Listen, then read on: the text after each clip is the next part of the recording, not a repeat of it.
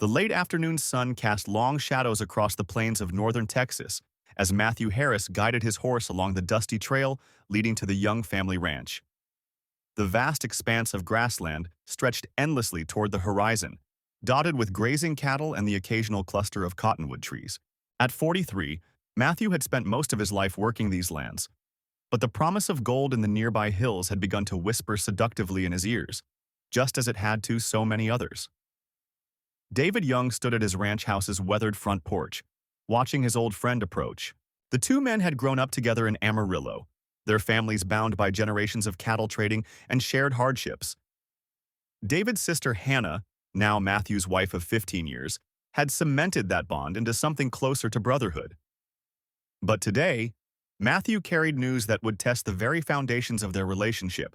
"Found something interesting up in Cooper's Ridge," Matthew announced without preamble, dismounting his horse. His voice was quiet, measured, though his eyes betrayed an unusual excitement.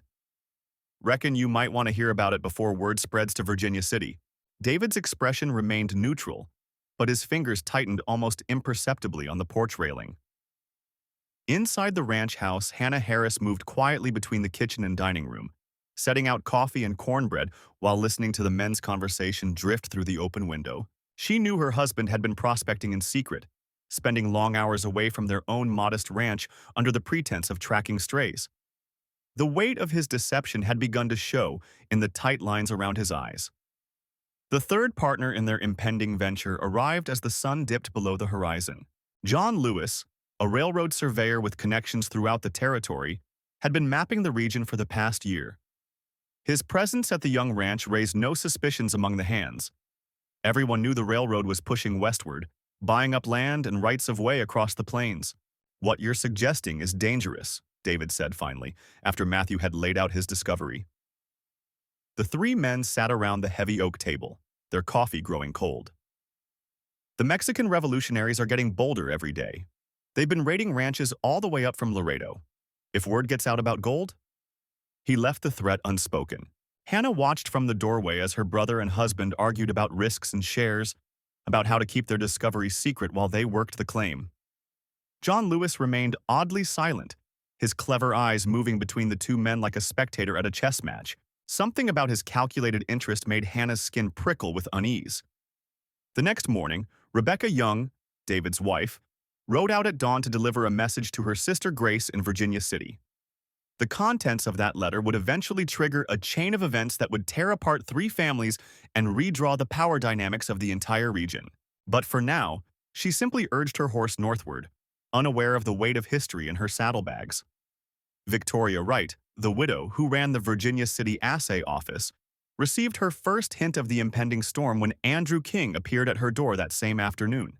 The banker's usual smooth manner was ruffled, his questions about recent prospecting activities in the region just a little too pointed.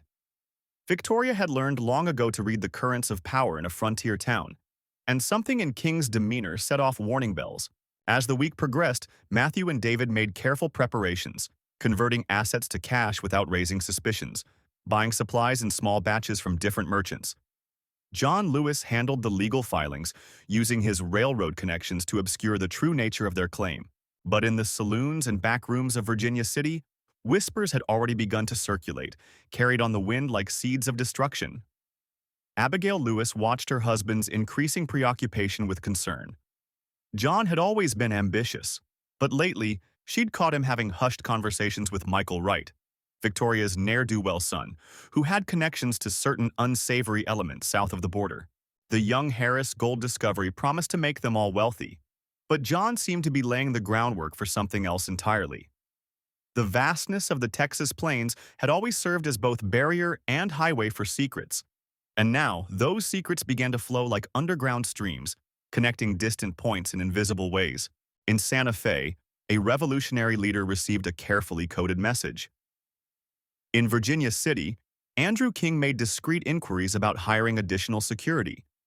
And in the hills above the Young Ranch, the largest gold deposit in Texas history waited in the earth, about to change everything.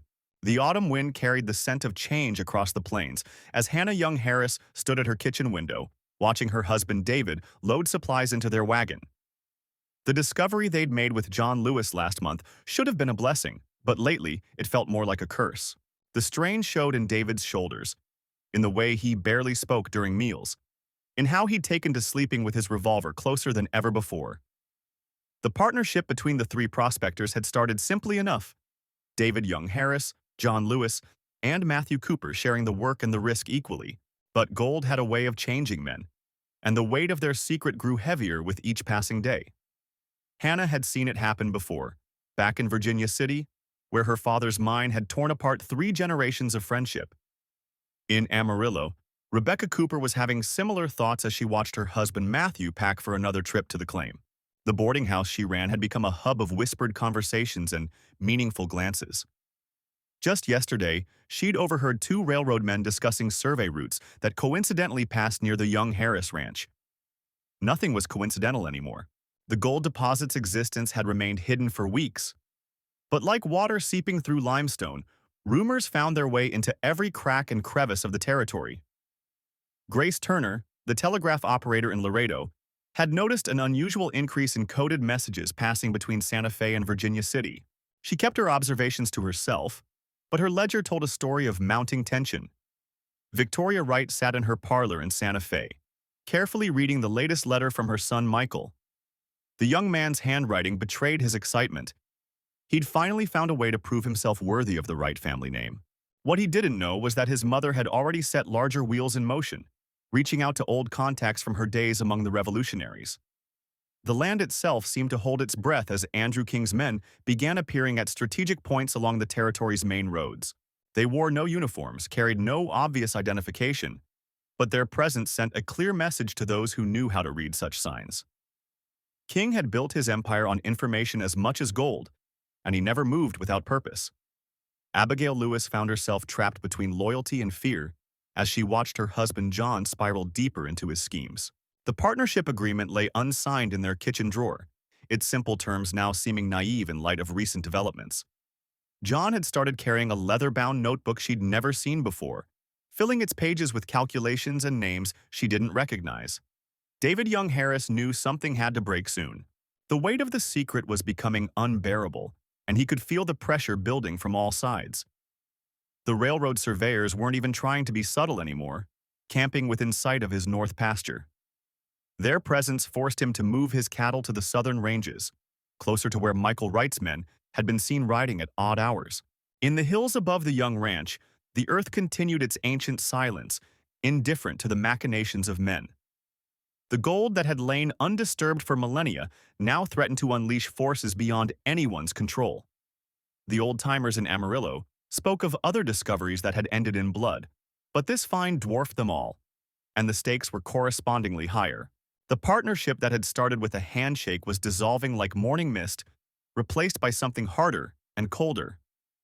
Matthew Cooper had noticed John's absence from their regular planning meetings, and David's increasing paranoia about security. The trust that had bound them together through years of failed prospects was crumbling faster than the shale around their claim.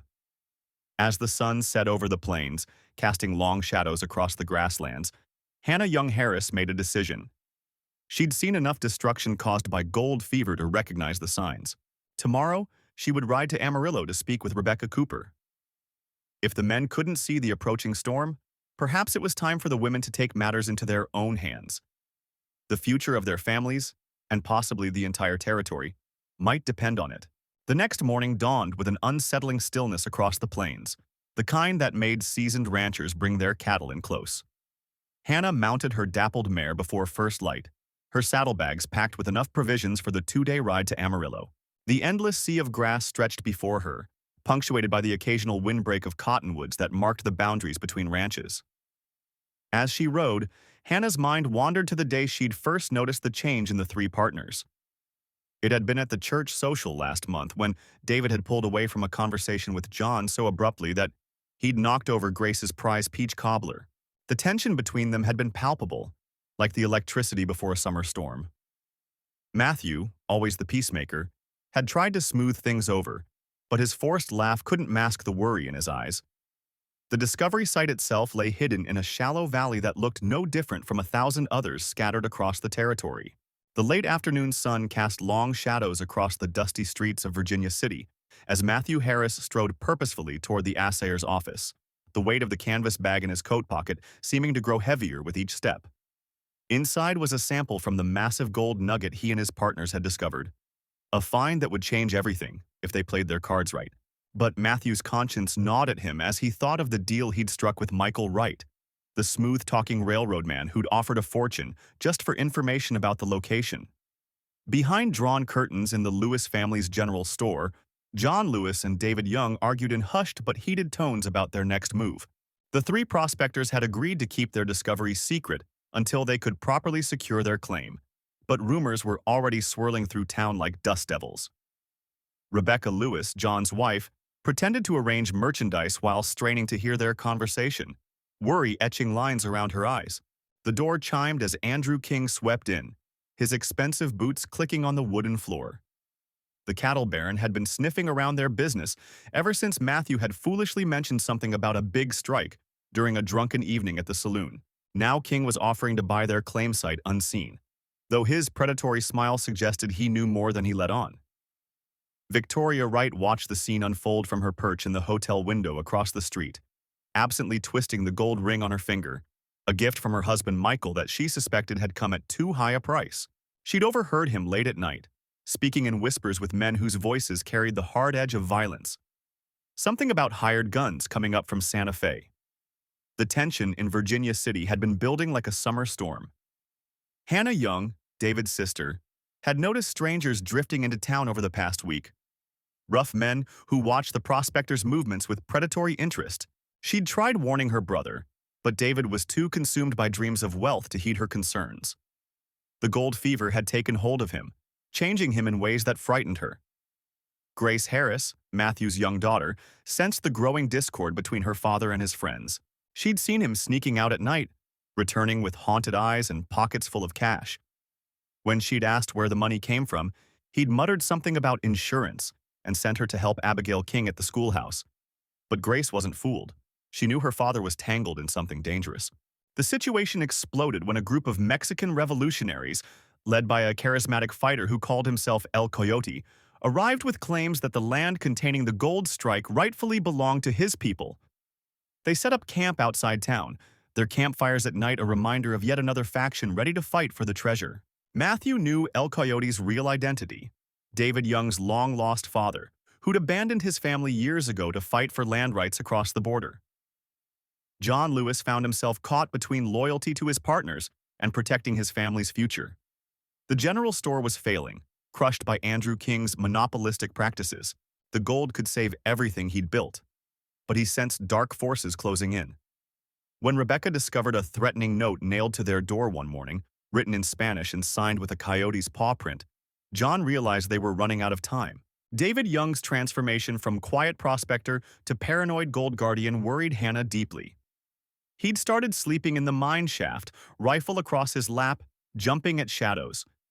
She brought him food and tried to reason with him, but his eyes held a fevered gleam that reminded her too much of their father's mad obsession with lost Spanish treasure.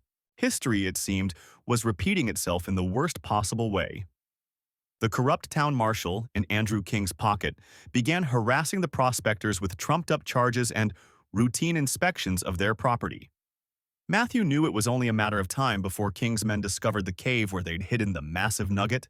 He considered coming clean to his partners about his deal with Michael Wright, but fear of their reaction kept him silent. The weight of his betrayal was becoming unbearable. Victoria Wright's investigations revealed a complex web of alliances and betrayals. Her husband had secretly partnered with Andrew King to gain control of not just the gold, but the entire surrounding valley. Their plan involved the railroad conveniently running through the property once the land was properly secured. The prospectors were just pawns in a much larger game. As tensions mounted, Grace Harris noticed strange men watching their house at night. She recognized one as a notorious gunman from Laredo, whose face she'd seen on wanted posters. When she told her father, Matthew finally understood the full scope of what he'd set in motion. His daughter's safety had to come first. But extracting himself from the deadly situation he'd created wouldn't be simple. The situation reached a boiling point when El Coyote's men began intercepting supply wagons bound for Virginia City. Andrew King responded by hiring more gunmen, while Michael Wright pressed the territorial governor for troops to maintain order. Caught in the middle, the three former friends realized their dream of wealth had transformed into a nightmare that threatened to destroy everything and everyone they held dear. The autumn winds swept across the plains, carrying dust and whispers of impending violence. Matthew Harris spent sleepless nights patrolling his property's perimeter, the weight of his decisions growing heavier with each passing day. The gold nugget, now safely hidden in an abandoned well on the north side of his ranch, seemed more curse than blessing. Through his spyglass, he counted no fewer than 6 campfires dotting the distant hills, watching, waiting. Grace took to carrying her mother's old derringer, tucked beneath her skirts as she went about her daily chores. The tension had transformed her from a carefree young woman into a vigilant guardian, eyes constantly scanning the horizon.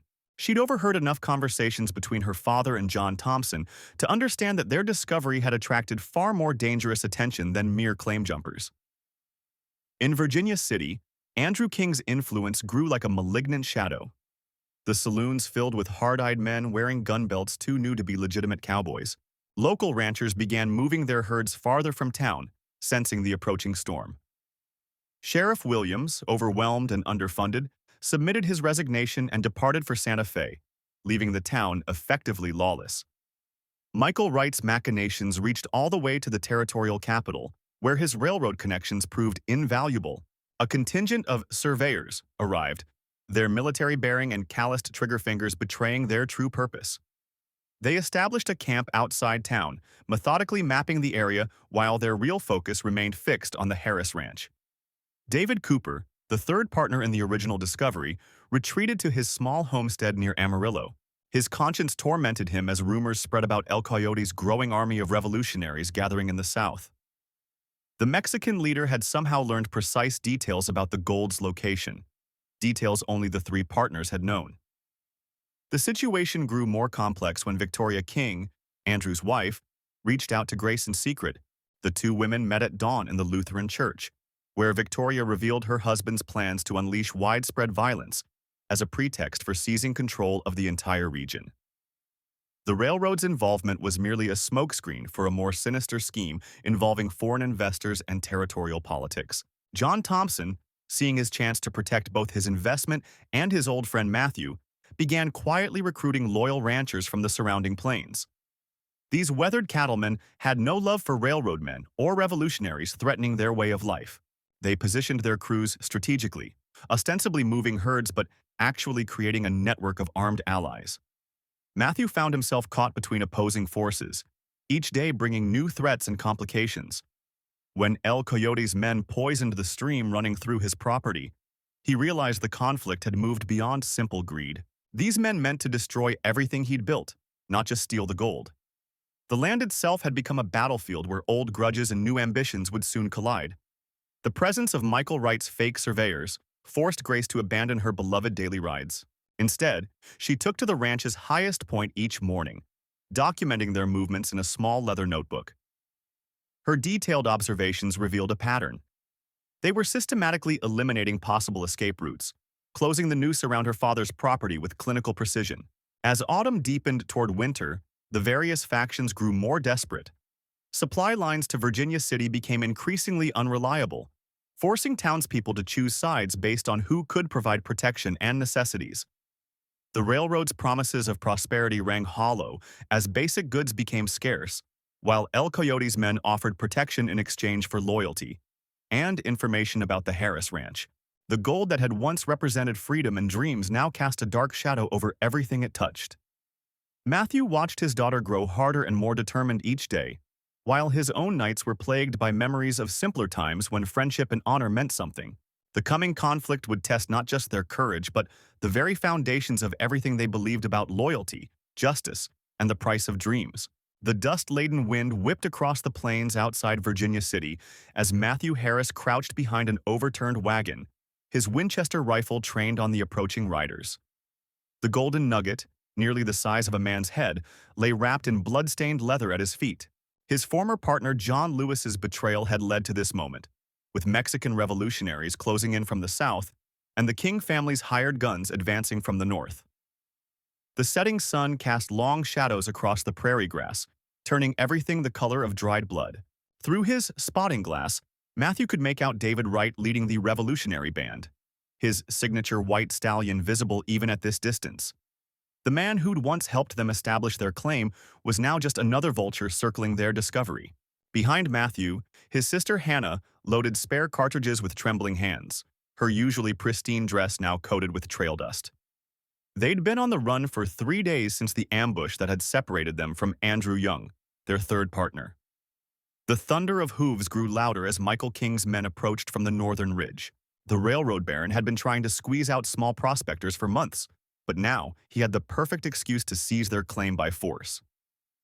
Matthew's mind raced back to that fateful morning when they'd first uncovered the massive nugget, how John's eyes had gleamed with an unnatural light. He should have recognized the greed taking hold of his oldest friend's soul.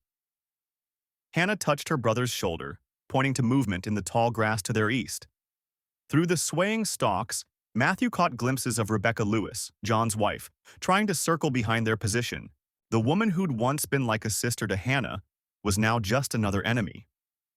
The betrayal cut deeper, knowing that Rebecca had been the one to sell their location to the revolutionaries, thinking she could negotiate a better deal than her husband had managed with the Kings. The first shots rang out as the sun dipped below the horizon, Mexican rifles cracking from the south, while the King family's hired guns opened up from the north. Matthew and Hannah huddled lower behind their makeshift fortress as bullets splintered the wagon's wooden frame. Through the chaos, Matthew spotted John Lewis himself riding hard from the west, leading a fresh group of desperados. The man's familiar silhouette brought bile to Matthew's throat. Grace Wright, David's sister, and the local saloon owner who'd helped finance their initial prospecting venture, appeared suddenly beside their wagon.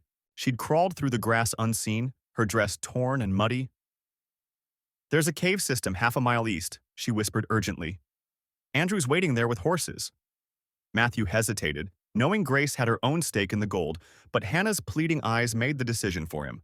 They had to trust someone. The next few minutes became a blur of gunfire and shouting as Matthew provided covering fire, while Hannah and Grace dragged the heavy nugget toward the eastern ridge. The revolutionaries and King's men were so focused on fighting each other that they almost missed the small group's escape. Almost. A bullet caught Matthew in the shoulder, spinning him around, but Hannah's strong arms kept him moving forward through the growing darkness. They found Andrew Young exactly where Grace had promised, holding the reins of 4 horses in a narrow canyon. His usually immaculate suit was filthy, his face streaked with blood from a graze wound, but his eyes lit up at the sight of the nugget, then immediately darkened as he registered Matthew's injury. Behind them, the sound of gunfire intensified as the various factions realized their prize was slipping away. Victoria King, the railroad baron's daughter who'd once been sweet on Andrew, appeared at the canyon's entrance with a group of her father's men. Her elegant riding clothes seemed out of place in the growing chaos, but the revolver in her hand looked perfectly natural. "That gold belongs to the railroad now," she announced coldly, her voice carrying clearly over the distant gunfire. "Surrender it, and you can ride away alive." The next few moments would haunt Matthew's dreams for years to come. Grace Wright drew her hidden derringer, but Victoria was faster. Andrew lunged forward as both women fired. Hannah screamed. The nugget tumbled from its wrappings, catching the last rays of sunlight as it rolled toward the canyon's edge. And somewhere in the darkness, John Lewis's mocking laughter echoed off the rock walls, a sound that would forever symbolize the day greed destroyed a lifetime of friendship. The world seemed to slow as Grace crumpled to the ground, her derringer clattering across the rocky soil. Andrew's desperate lunge had thrown Victoria's aim off just enough. Grace's wound was in her shoulder rather than her heart. But the distraction proved costly as the massive gold nugget continued its treacherous roll toward the canyon's edge, leaving a trail of disturbed dust in its wake. Matthew dove for the precious metal, his fingers barely grazing its rough surface before it disappeared over the lip of the gorge. The sickening sound of the nugget bouncing off the canyon walls was punctuated by John Lewis's laughter, turning to a rage-filled roar. In that moment of shared loss, the shooting temporarily ceased as all parties processed what had just occurred. Hannah rushed to Grace's side, tearing strips from her skirt to stem the bleeding while Victoria's men trained their weapons on the group. The railroad baron's daughter's composed facade cracked slightly, revealing a flash of the girl Andrew had once known in Virginia City, before ambition and family expectations had hardened her heart. "Search the canyon floor," Victoria commanded, but Andrew stepped forward, his voice carrying the weight of years spent reading the land. "That gorge is over 300 feet deep with a river at the bottom. Even if your men could reach it, that nugget's long gone, probably halfway to Amarillo by now." His words sparked a fresh wave of curses from the Mexican revolutionaries hidden in the rocks above. The tension grew thicker as John Lewis emerged from the shadows, his face twisted with fury. The outlaws' carefully laid plans had dissolved like morning mist, leaving him with nothing but the bitter taste of failure. "You're lying," he snarled at Andrew. "Nobody loses that much gold. Nobody." His gun hand trembled as he advanced, forcing Matthew to step between him and the injured Grace. David, who had remained silent throughout the chaos, suddenly spoke from his position near the canyon wall. "The nugget's gone, John. But this was never about the gold for you, was it? This was about revenge for what happened in Santa Fe all those years ago." The words hung heavy in the air as old wounds were suddenly laid bare. The gathering dusk cast long shadows across the canyon as the various factions realized their prize was truly lost. Victoria's carefully maintained composure finally shattered as she ordered her men to stand down. The Mexican revolutionaries began melting away into the gathering darkness, leaving only the core players in this tragedy of greed. Matthew helped Hannah tend to Grace's wound while keeping a wary eye on John Lewis, whose gun now wavered between targets as his mind visibly raced through diminishing options. The partnership that had survived countless hardships, from the drought-stricken plains of Laredo to the bitter winters north of Virginia City, had been irreparably shattered by the promise of unprecedented wealth. Andrew slowly moved toward his former friend, hands raised in a gesture of peace. "John, it's over. We all lost today, but we don't have to lose everything. Remember what we built together, what we meant to each other before this cursed gold tore us apart." His words seemed to reach something in John's troubled soul, causing the outlaw's gun to lower slightly. The tension reached its breaking point as a distant rumble of thunder rolled across the plains. Grace's pained breathing, the whisper of wind through the canyon, and the weight of shattered dreams created a moment of perfect clarity. In that silence, the true cost of their greed became devastatingly apparent. Not just in blood and gold, but in the destruction of bonds that had once seemed unbreakable. What happened next would be debated in saloons from Laredo to Virginia City for years to come. Some said John Lewis's finger twitched on the trigger first. Others swore it was Victoria's men who moved. The flash of gunfire illuminated the gathering darkness like lightning, and when the echo of shots finally faded, the landscape of loyalties had been forever altered. The first shot came from behind a cluster of rocks where Victoria's men had concealed themselves, but it went wide, kicking up dust near Grace's feet. In that split second, as if choreographed by fate itself, the canyon erupted into chaos. John dove behind an overturned wagon, his loyalty finally choosing survival over greed, while Matthew pulled Grace to safety behind a thick oak beam that had once supported the mine's entrance. The air grew thick with gun smoke, and the metallic tang of spent cartridges as bullets ricocheted off stone walls. David, who had been watching from the shadows of the mine shaft, emerged with determined purpose, carrying something that made Victoria's eyes widen. The original claim papers, thought long destroyed, proving the legitimate ownership of the mine belonged to all three partners equally. Thunder rolled again, closer now, and fat drops of rain began to fall, turning the dusty ground into treacherous mud. The firefight paused momentarily as Victoria shouted orders in Spanish to her men, their positions revealed by muzzle flashes in the growing darkness. The gold nugget, still wrapped in Matthew's old saddle blanket, lay forgotten near the canyon's edge, a testament to how quickly priorities could shift when survival was at stake. A horse's terrified whinny pierced the air as Andrew, who had been watching the confrontation unfold from the ridgeline, made his move. The morning sun cast long shadows across the blood-stained earth outside Virginia City as Matthew Harris surveyed the devastating aftermath of the previous night's battle.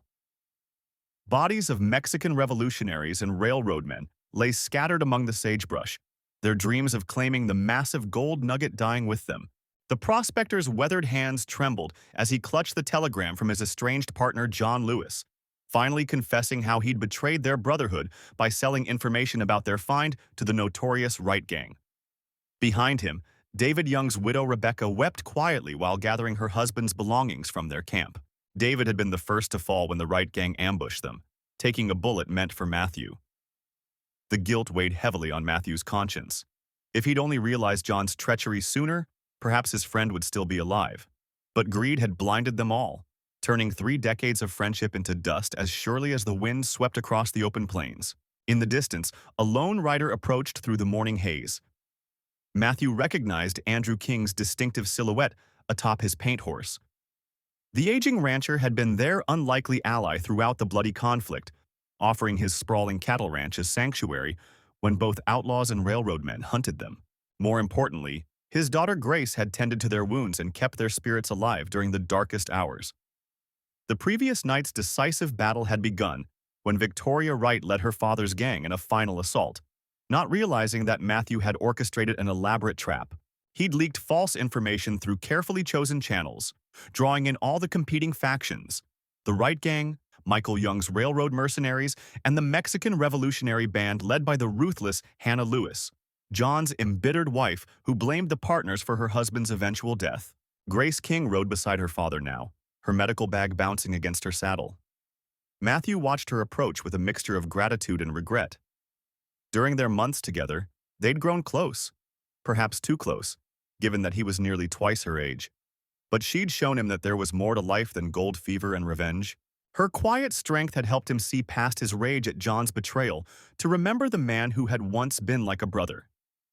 The massive gold nugget that had caused so much bloodshed now lay buried in a place only Matthew knew, its location dying with David. They had sworn a pact. If any of them fell, the survivor would ensure the cursed treasure never destroyed another friendship. Matthew intended to honor that promise, though the railroad men's leader, Michael Young, had offered him a fortune to reveal its whereabouts. As Andrew and Grace dismounted, Matthew noticed Abigail Wright watching from the shadows of a distant boulder. The youngest of the Wright clan had warned them of her sister Victoria's final attack, unable to stomach any more killing. Her choice to break family loyalty had likely saved dozens of lives. Now she stood alone, caught between her outlaw heritage and an uncertain future. Rebecca Young approached the group, her grief momentarily overshadowed by determination. She carried David's old journal, its pages containing encoded clues about the nugget's location. "We need to end this," she declared. "Too many good people have died for a piece of metal. It's time to ensure it never causes harm again." The others nodded solemnly, understanding the weight of her words. Working together through the day, they buried the dead with proper respect, regardless of which side they'd fought for. Grace tended to the wounded who had survived, while Andrew King rode to Virginia City to inform the authorities. Matthew and Rebecca carefully documented everything in David's journal, creating a testament to both the tragedy and the triumph of human nature over greed. As sunset painted the plains in brilliant gold, a cruel reminder of what had started it all, Matthew made his decision. He would use his share of their original strike to establish a trust for David's unborn child, whom Rebecca had just revealed she carried. The rest would go to building a proper medical clinic in Virginia City, with Grace as its doctor. The great nugget would remain hidden, a secret carried to his grave. Abigail Wright chose to stay, helping Grace with the wounded and gradually finding acceptance among people who judged her by her actions rather than her name. The remaining Wright gang members dispersed, their power broken.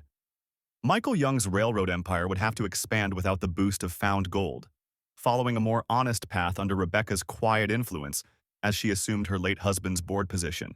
Looking out over the transformed landscape, Matthew reflected on how a single discovery had reshaped so many lives. The plains that had once hosted cattle drives now held the bones of those consumed by gold fever. Yet from the ashes of destroyed friendships, new bonds had formed, stronger because they were built on trust rather than treasure. The Harris-Lewis-Young prospect strike would fade into legend, but its lessons would endure. That evening, as Matthew sat on Andrew King's porch, watching Grace teach Abigail to tend to injured ranch hands, he felt a peculiar peace. John's betrayal had broken something in him, but the aftermath had forged something stronger. The gold that had threatened to destroy them all had instead revealed the true wealth of human connections. He pulled out John's telegram one last time, then let the wind carry it away across the endless plains.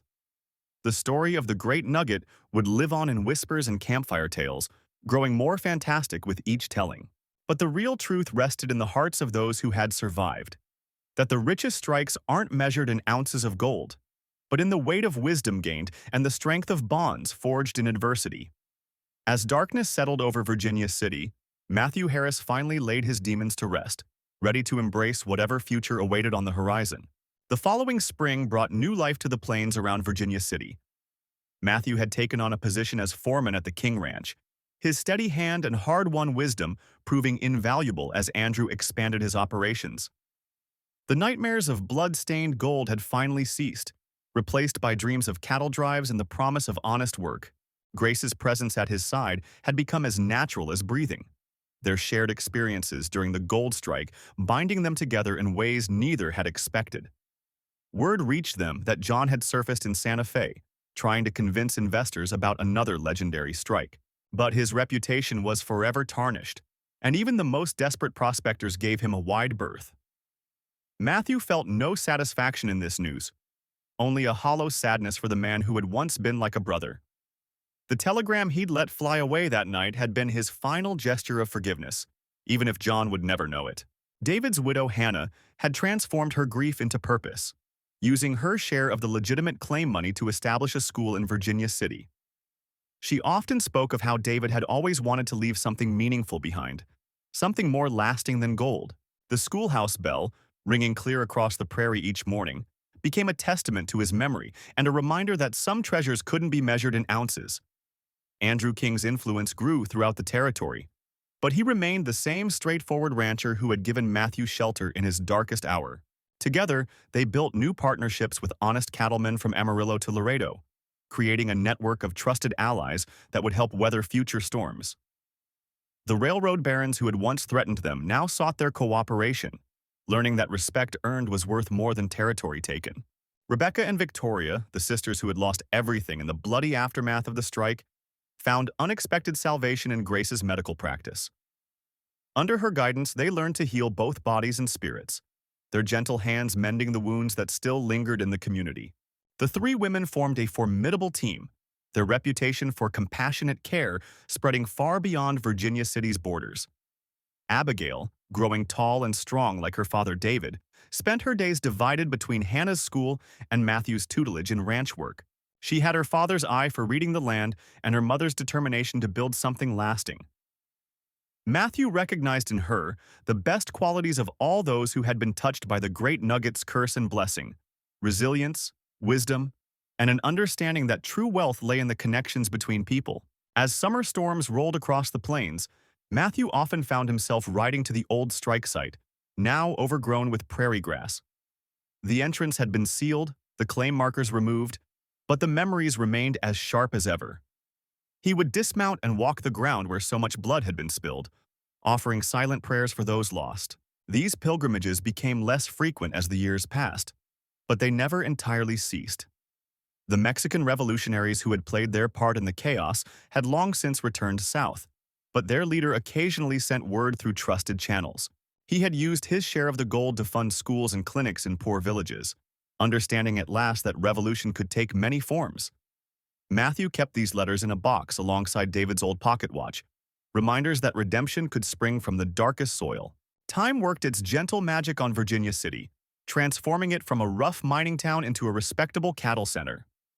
The saloon still rang with laughter and tall tales, but now they were more likely to host ranchers discussing breeding lines than prospectors bragging about strikes. The Great Nugget became just another story, embellished with each telling until the truth of it was known only to those who had lived it. On quiet evenings, when the work was done and the sky painted itself in impossible colors, Matthew would sit with Grace on their own porch, watching Abigail race her horse across the pasture. They rarely spoke of the past anymore. There was too much future spreading out before them, too many new stories waiting to be written in the endless book of the plains. The gold that had nearly destroyed them had instead taught them the true meaning of wealth, and that was a lesson worth more than all the nuggets in the world.